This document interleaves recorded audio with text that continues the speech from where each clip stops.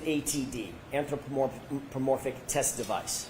So it's a device that's commonly used in our field, and it's certainly approved by the federal government to evaluate crash forces and occupant kinematics, or I should say occupant crash forces.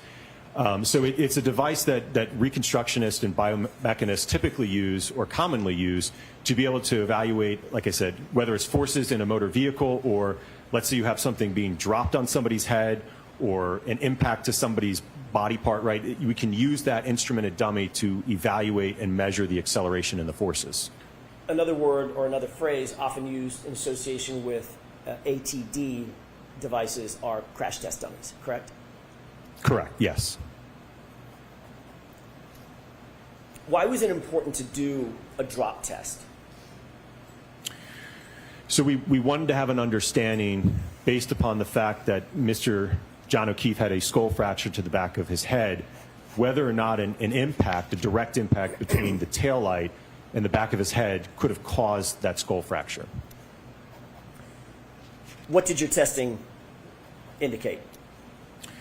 When we did the test, the impact to the taillight was at 15 miles per hour, and we observed that the damage to that taillight was significantly more than the subject taillight at the 15-mile-an-hour speed. Furthermore, it did not generate, according to my colleague, Dr. Rentschler, enough forces to cause a skull fracture. So ultimately, what was your conclusion related to the taillight potentially striking John O'Keefe in the head at above 15 miles an hour? From a damage perspective, it was inconsistent. Inconsistent. Correct, inconsistent. Did you consider temperature and control for temperature in any of your testing?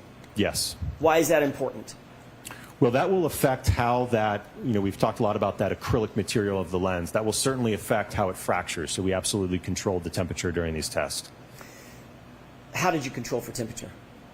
So we had them sit overnight in chest freezers to get them to the desired temperature, which for our original set of testing was at 28 degrees Fahrenheit.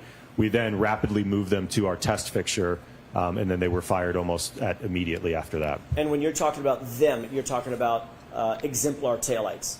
Correct, yes. Are those exact replica taillights that you would find on the 2021 Lexus SUV? Yes. Okay.